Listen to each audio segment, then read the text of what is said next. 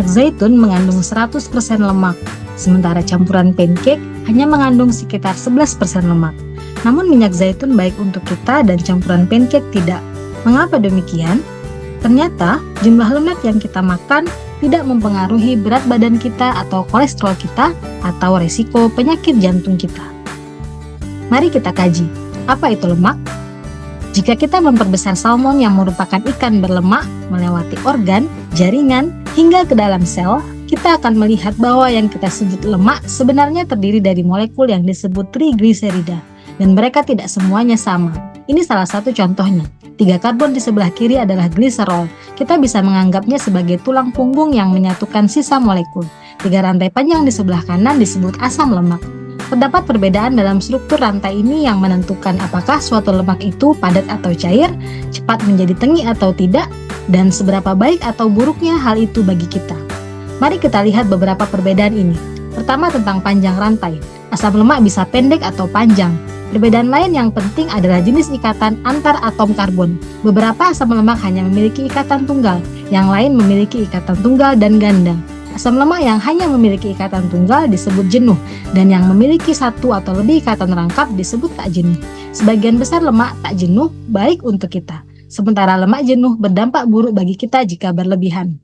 Pada lemak tak jenuh, ikatan rangkap pada molekul-molekul ini memiliki sifat yang unik.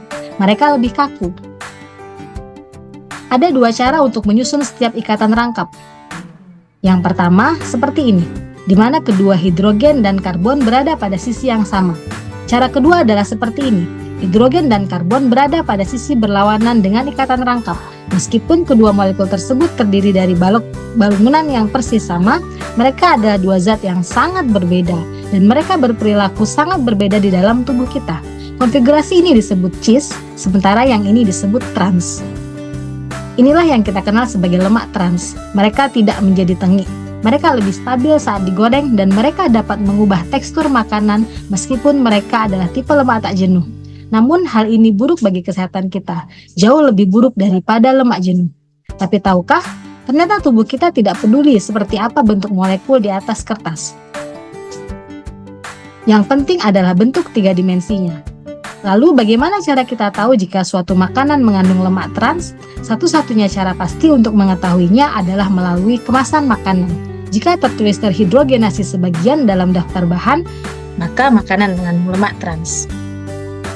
Produsen makanan bisa saja mengklaim yang terkandung dalam produk mereka adalah 0 gram lemak trans, meskipun sebenarnya masih terkandung hingga setengah gram per porsi. Namun hal ini tidak dapat dijadikan acuan. Kita harus mengandalkan kata-kata kunci tersebut, yaitu terhidrogenasi sebagian. Karena itulah cara lemak trans dibuat, dengan menghidrogenasi sebagian lemak tak jenuh. Jadi, mari kita kembali ke minyak zaitun dan campuran pancake sebelumnya. Minyak zaitun mengandung 100% lemak dan campuran pancake hanya mengandung 11% lemak.